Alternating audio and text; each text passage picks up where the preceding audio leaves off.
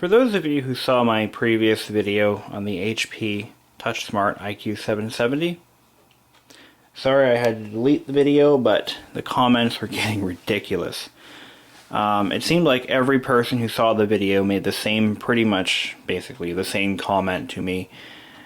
Some of them were downright rude. One guy just said, go on eBay for your, actually, most people were telling me to go to eBay for my restore discs. Unfortunately, eBay was the first place I looked.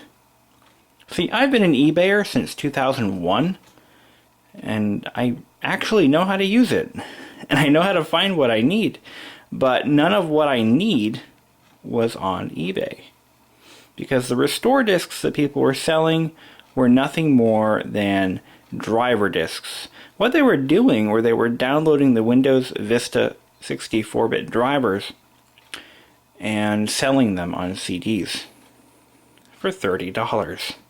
What a deal! No thanks. For those of you who genuinely tried to help me with what I was looking for, which, by the way, I was looking for an original recovery image for this machine, which can be made from a working system with the original drive. And you basically run the recovery utility, and it creates a set of DVDs or whatever, 1 or 2 DVDs, and you can bring any legally licensed HP TouchSmart back to its original factory state. That's including all of the software for the TV tuner that's built in, and the list goes on. There's a lot of other stuff that's on this machine, or that would have been from the factory, that I can no longer replace.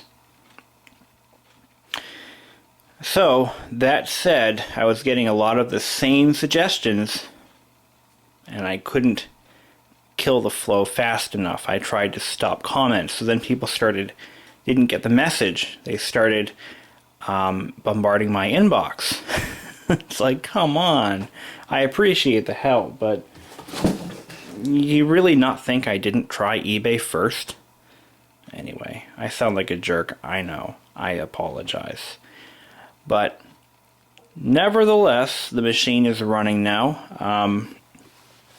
I wanted to restore it back to Windows Vista 64-bit for the sole reason that I actually own a 64-bit Windows Home Premium license. It's on the machine, came with it, didn't cost me a cent, and it's legal. I don't run illegal software on my machines, at work or at home. I don't do it, I don't condone it. So for those of you who wanted me to install Windows 7, I'm sorry, but I don't work that way. Windows X, I actually had a few people say to put Windows XP on it. Now why the hell would I do that? Windows XP is dead. It's dead, son. It's not going to go on any further. It was released in 2002, or possibly 2001, and it's dead. Let's move on. Windows Vista sucks, but it works, and it's free. And it's legal. So let's go ahead and fire this thing up. Oh, by the way, for those of you who think I look like Gabe Newell, you suck. I look nothing like Gabe Newell. In fact, Gabe Newell is like 400 times my weight.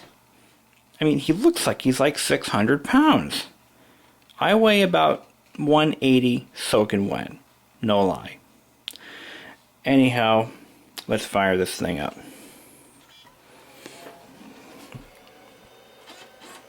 I actually thought that was kind of insulting. Really? Come on, guys. So this is how the machine runs.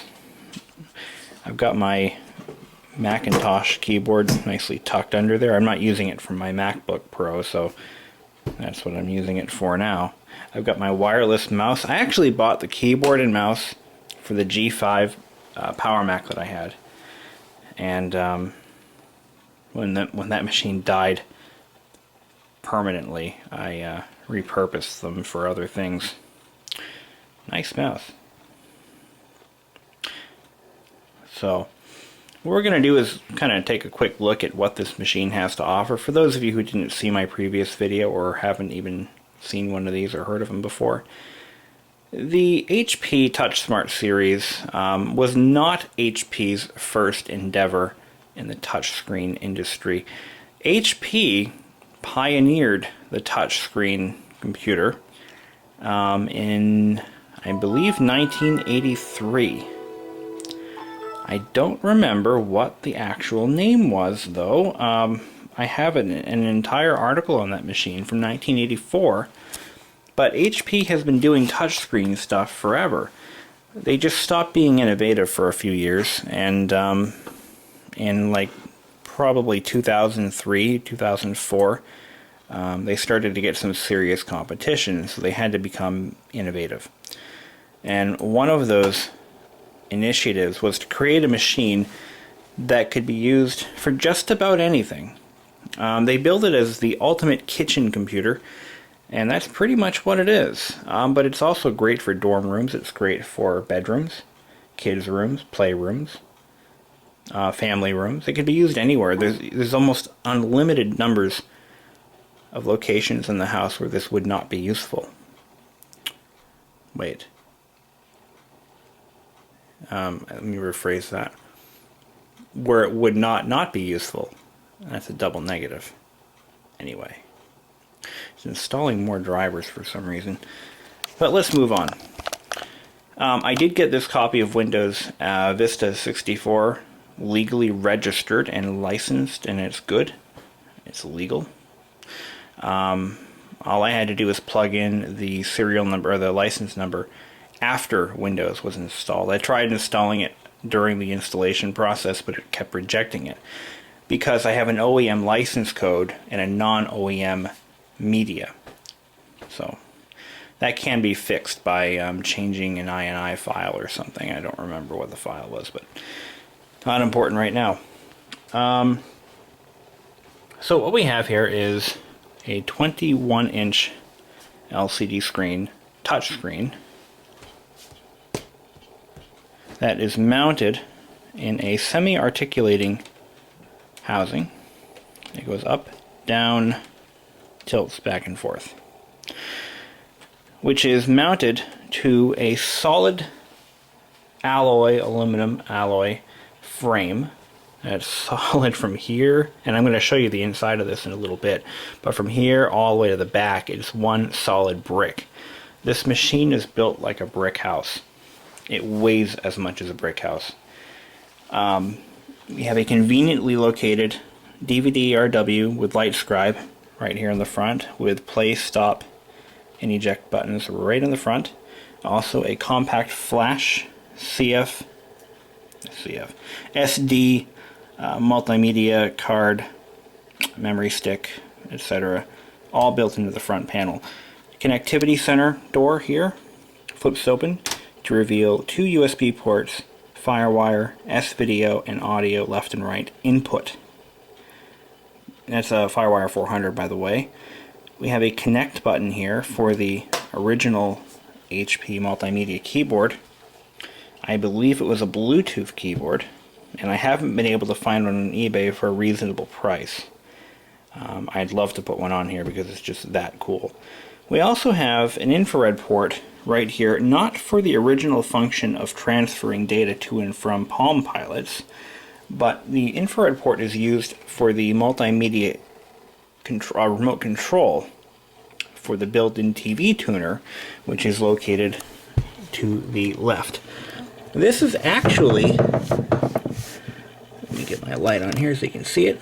This is actually a PCI or possibly an AGP card. This is basically an off-the-shelf Hop-Hog TV tuner card. It is a digital TV tuner card that supports ATSC and also supports FM broadcast. You can actually hook up an FM antenna to this and receive radio reception. Now, this is not a new concept. These types of machines have been around for decades, actually, since about 1993 or 94, with the original Apple TV. Apple had created a similar concept, with minus the touch screen, in I believe 1994. It was a modified LC575, or a Performa, and what it did was it packed pretty much these same features into an all-in-one case designed for dorm rooms, or and I would say kitchens, but most people didn't have $3,000 for a kitchen computer in 1995. But it was a pretty cool machine nevertheless. Also, other vendors like Compaq, Packard Bell also created similar products long before this was released. Typical to a machine in 2007, it also features a stereo microphone and a built-in webcam, which I will actually try to use with Skype. We have conveniently located channel up and down volume mute keys to the left or to the right of the LCD screen. Unfortunately, I lack the drivers, or not the drivers, but the support software for these buttons. Hence the reason for wanting the original software disk. But you can't get everything you want, can you? We have a multimedia drive bay. This is HP's deal. They created these in the mid-2000s. What it is basically, as one of my viewers pointed out, back here we have a standard Type B USB port. And I figured out that the drive is actually powered straight off the USB hub, or yeah, USB interface, internal hub. But I have never seen one of those drives in person outside of the sales floor when I used to actually sell HP products. In fact, that was just before this was released. Right after I got out of retail sales, they came out with this. So I never got to see one of these on the sales floor when I worked there. But when they did come out, I thought they were the coolest thing. I mean, nothing new, but still well packaged. Up in the top here, we have a stylus holder for a stylus I don't have and couldn't find on eBay. But you don't need the stylus to use the touchscreen display. You just need a finger. And you can actually use it to play Solitaire if you want to. Unfortunately, I don't have the calibration software. There you go, Solitaire. I wish I knew how to play Solitaire. I should learn how to play this game. You know, I've never actually taken the time to learn to play card games. But they're still fun to screw with. Boink, boink, boink. Alright, enough of that. So the touchscreen is fully functional. It's keeping time just fine. Unfortunately, it is getting quite late. I have just run several system updates on this. It took a couple hours. Come on. This is where a stylus would be handy. Let's try using a pen. Yep, that works. There we go. It is downloading, currently downloading updates. I'm going to use my mouse. Let's see what's going on here. So I can see the status. 19% complete. It's not giving me the status, or the full screen. Anyway, I should also mention that my Windows experience is quite limited. After Windows XP, I went straight to a Mac. So and most of what I do at work is supporting XP machines. So my experience with the newer versions like Vista and 7 and 8 is very limited. So this is going to be kind of a machine that I play with and try different things. And I'm actually going to probably use this as a primary machine for a little while. It seems to be fast enough for what I do, and I'm actually quite happy with it. Has 2 gigabytes of RAM,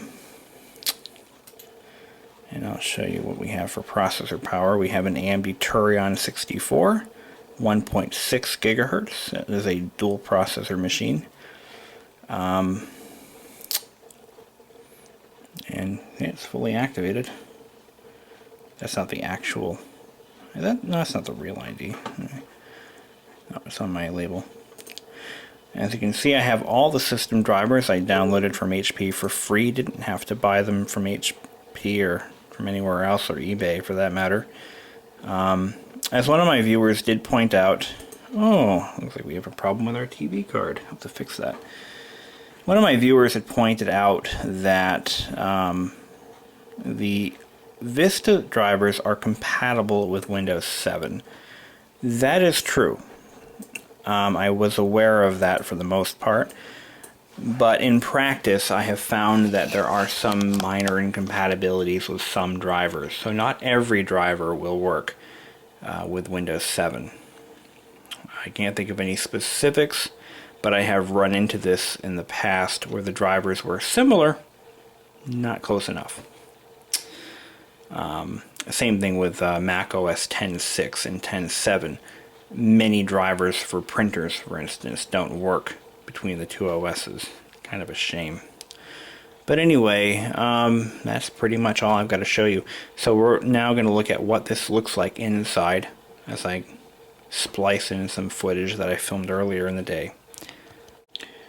And here's a side note. The Hauppauge Windows, the digital TV tuner requires this software to run. Hauppauge does not give it away. Unfortunately, they want you to purchase the software or have a valid installation CD-ROM. I have not the CD-ROM, but for $10 it might be worth a shot to give it the full functionality there.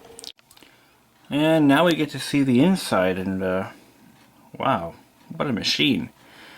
This is the hard drive bay I was telling you about. I just knocked off the back cover.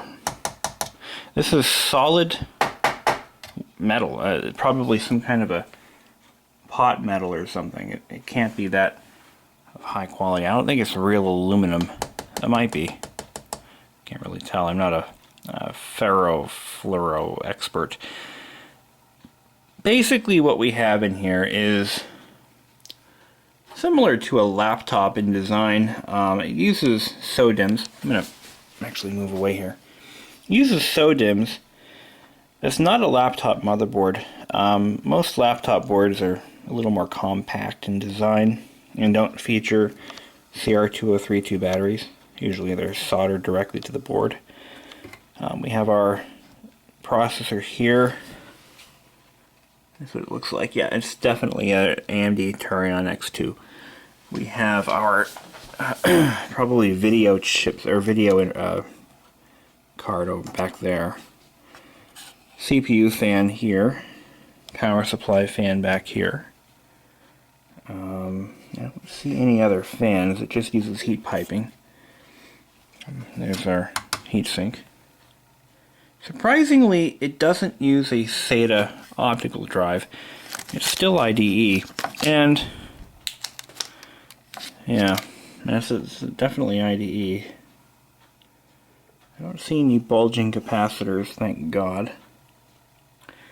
Underneath, if I were to pull the motherboard out, we would have a PCI or possibly,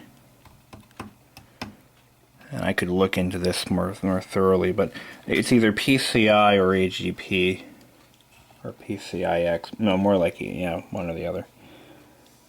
Okay, optical drive, slide forward like this. Makes it easier to do memory upgrades. Oops. Unplug that. Slide that forward. There you go. Here's the optical drive. That was quick and easy.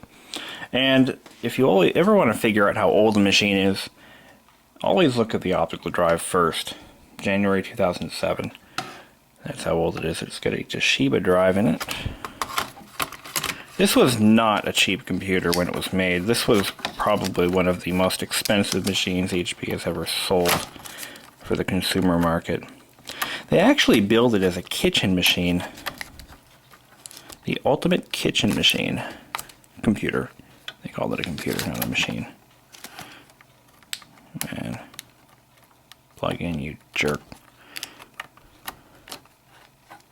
Here we go. Got it.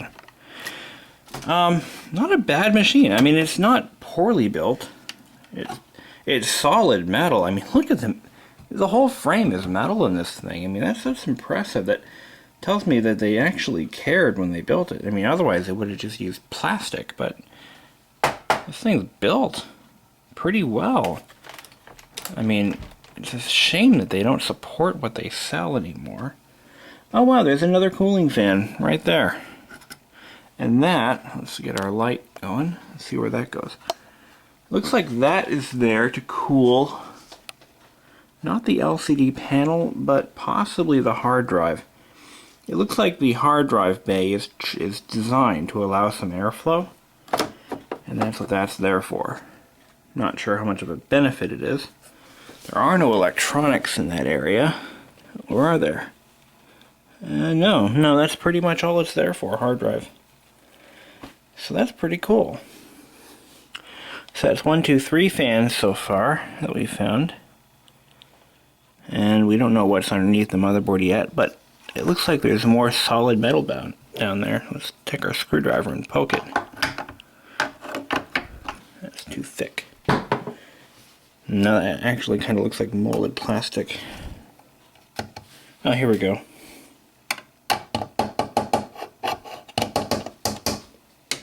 Yeah, it's metal too. Man, a lot of metal.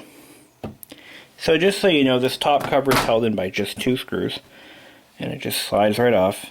A lot of proprietary parts in this machine, so if anything breaks, forget it. If the hard drive or the optical drive fails, you can always replace those, and of course memory.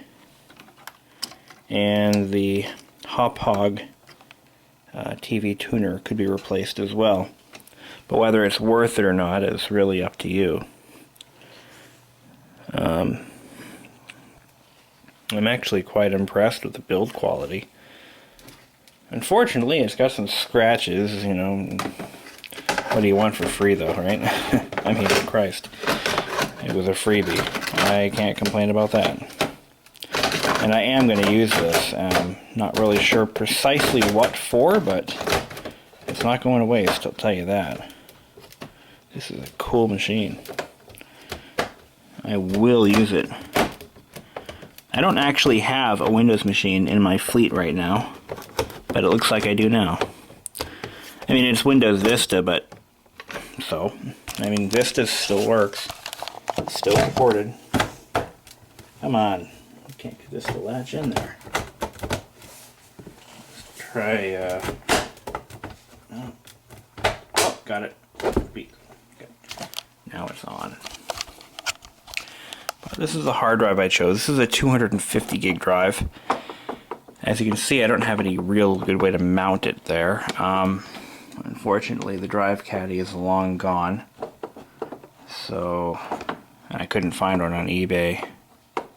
Really isn't a whole lot out there on eBay for this machine, so I guess most of them usually get thrown away as soon as they show any signs of failure. Using the wrong screwdriver size. Anyway, so that pretty much covers it. I mean, here's a back view, another back view, side view, and there's the model number stuff. It was the IQ770 and the 775. I don't know what the 775 had that this one doesn't. Maybe it flies. If you can control it with a remote and it actually hovers above the desk and you can fly it around the... Okay, maybe not. Oh, one thing I forgot to mention. Stereo microphone. Left and right. Also built-in stylus holder. So if you're lucky enough to have the stylus, you can actually use that. Or if you have just a pen or a screwdriver, it could be a screwdriver holder too. Or a lighter holder. Will this fit? No. Incense holder. I like it.